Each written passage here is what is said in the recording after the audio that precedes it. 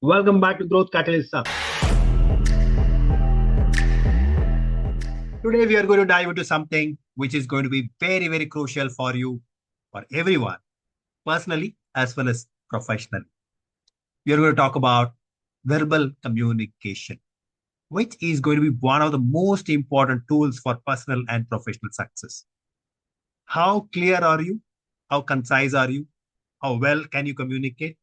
And how powerful is your spoken communication? Let's find out. We often underestimate the power of spoken word. The power of spoken word is not just the way you speak.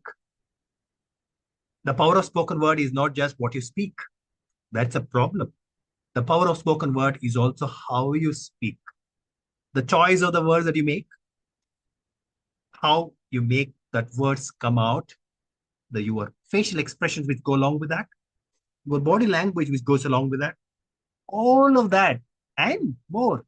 How you stress those syllables, where you go silent, where you shout, where you stare at the person and give the words.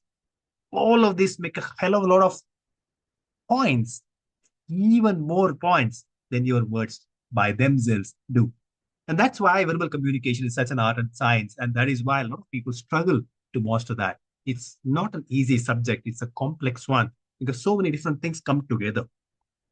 The words, the tonality, the facial expression, the body language, all four of these angles and aspects coming together is what makes verbal and spoken communication such a beautiful subject to talk about.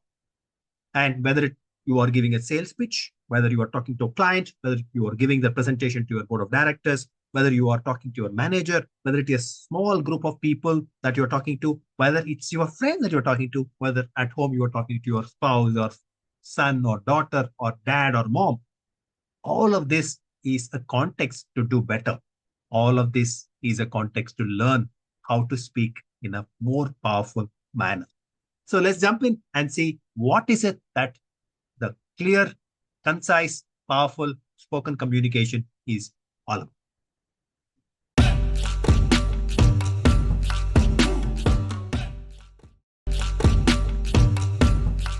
Let's talk about clarity. Clarity is very important because the point that you are making, and this is not about speaking in English, this is about speaking in any language. The point you are making in any language should be understandable by the people who are there listening to you. It could be a small group, it could be a big group, it could be an auditorium that you're speaking in.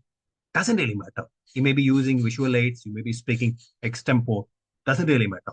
What you say should be understandable by the person who's listening to you. If that listening is not coming through, then you have lost it. Then there's no purpose of you speaking in that group, in that setting, in that context. There are a few pointers about clarity. One pointer is not mumbling words. What I want to say is actually when you mumble, you don't come.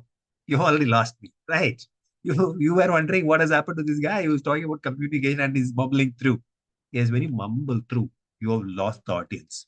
The second aspect of clarity is ensuring that you use the right kind of words and not too high funda technical jargon in a place which is not warranted. So if you're talking among non-engineers, ensure that even if you have to use engineering principles or words or technical jargon, they are simplified so that people can understand. So avoid high funda technical jargon is not where it is not happening. The third is ensuring that you speak in a tonality which conveys which words are stressed, which words are not stressed.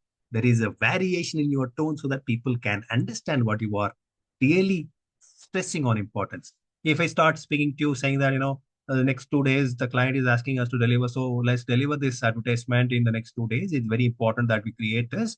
And let's think through today and tomorrow month. And if we can create that note to the client, it will be very great. You don't know what I'm really talking about. Even though I'm talking clearly, because tonal variations are not there. I'm not stressing any words. I'm not lowering my tone. I'm not pitching it up high. And everything is coming one flat surface. You have lost me. So it's important to use your tonality to stress the words that you want people to understand, to give that gap and move on, the pause and so on and so forth. So your tonality also conveys exactly what clarity that you are seeking to convey. Now let's move on to the second C, which is being concise.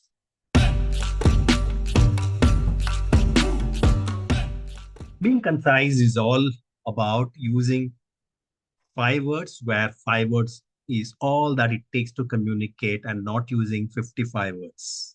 Not very easy, because being economical with your words means being economical with your thoughts. Your thought process has to be very, very sharp so that you can bring the thought process into words. And again, I'm stressing, I'm not talking about talking in English. I'm talking about talking in any language. A lot of people use many words. I think maybe if in my opinion, maybe we can, I think 3, 4 days down the line, maybe we can finish this. We can say that.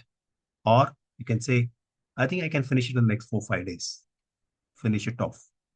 When you do the second, when you are very, very brief with your words, economic with your words, people respect you a lot more, because they don't waste, you are not wasting their time, you're not wasting your time either. And it is a very important aspect of brevity.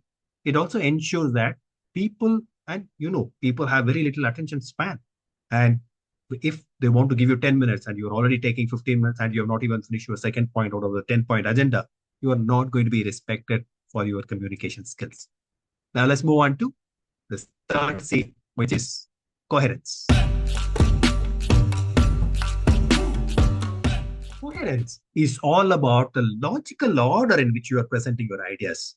If you're jumping from one idea to other, for example, I think we need to go back to the client tomorrow, because the client has been asking us to come back. That person is not a great person to work with. Yeah, I don't know what he is asking. And by the way, tomorrow I now remember I have a personal work. I don't know whether I'll be coming to office tomorrow morning. And yeah, it's anyway, it's raining all over the place. Traffic will be very bad. And the traffic is all bad in Bangalore. Yeah, I don't know what we can do. Roads are bad. Traffic is bad. It takes 45 minutes for me to commute from my place to office. I don't know, 45 minutes with my driver, he doesn't understand that he has to go very fast. He drives very, very slowly. And I don't know what his problems are. Some people don't. Now you have lost the plot completely. And you may yourself forget what you started with, and the audience will be amazed and wondering what is it that you're even telling them. So be coherent. Organize the ideas in your mind as to what you want to speak. This is the first point. This is the second point. This is the third point or fourth point. Okay, this is the order in which I am going to speak, because of the logic. This has to come first, and then it leads to this, and then it leads to this, and then it leads to this. When you structure your thought process like that, and when the structured thought process comes out in words and sentences, people get it, and people get it well. And when the logic is not clear, when you are jumping from one point to another completely, as I was giving as an example of from the client to office space to traffic to your driver and so on and so forth, when you are jumping from different points, disparate points without any connection whatsoever between these ideas, then people don't know what you're driving at, and people would stop caring as to what you're actually talking.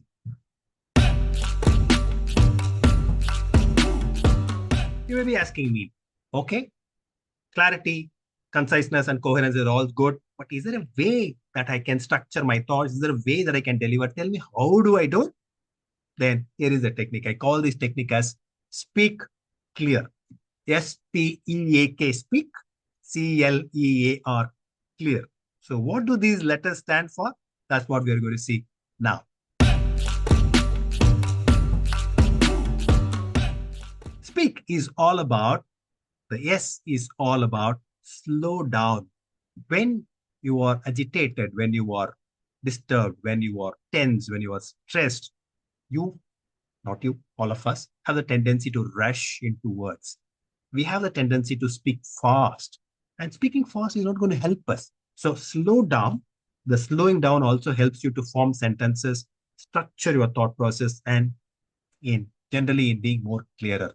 So yes, for slow down the rate at which you speak, so that people can understand what you are speaking and B, so that you come across as clear, you come across as concise, and you come across as coherent.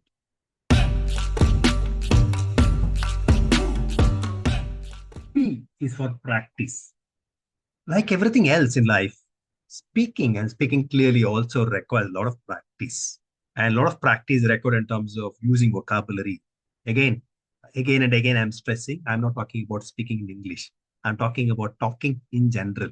And especially in English, you need to practice a lot more because it's a foreign language for all of us, at least in India. So practicing speaking clearly, practicing speaking concisely, practicing speaking coherently, logically.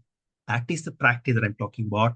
Practicing continuously on different subjects, different topics which are related to your work will help you so that when you take a point, when you take a subject, when you take a particular topic, you come across as clear, concise, and coherent.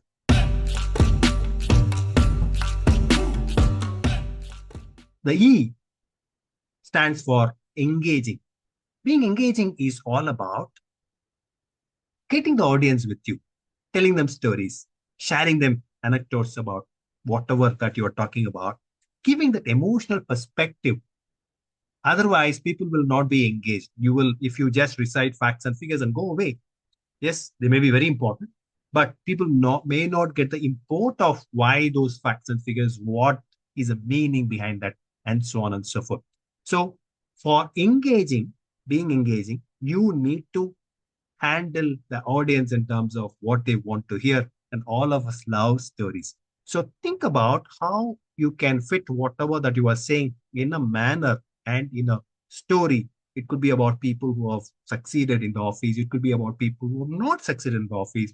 You can get into whys. You can get into why it happened, what happened.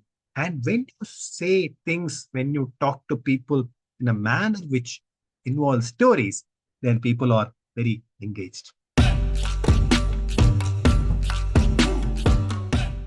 A stands for active listening. When you actively listen, it comes through. People love other people who listen to them. Okay. And nobody is an exception.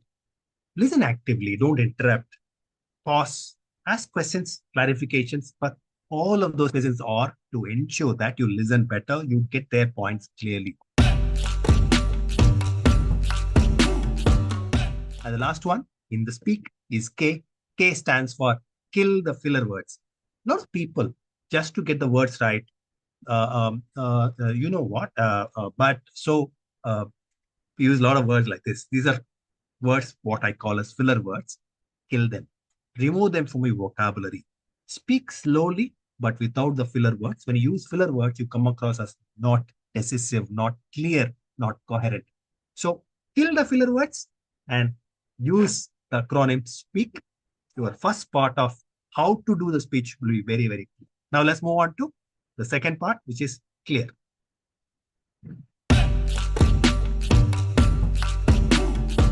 On with the second part of Speak Clear framework, clear. The C in the clear stands for considering your audience. Think about your audience and ensure that you have considered all the aspects of your audience. Is your audience technical people, non-technical people? Is your audience young or old or a mix of these? Is your audience derived from any ethnicity, and therefore are there things that you need to remember, think about while you speak?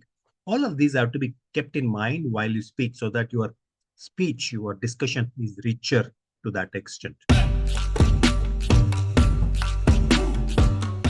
The second letter in clear is L, where the L stands for logically arranging and organizing your thought process.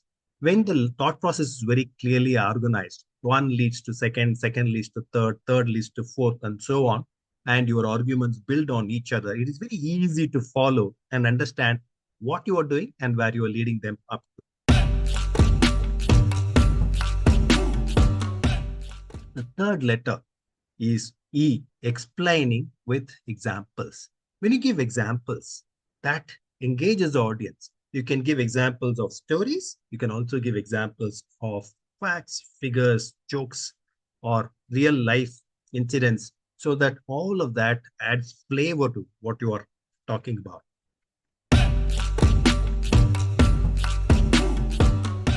Then comes letter A. A is all about asking questions.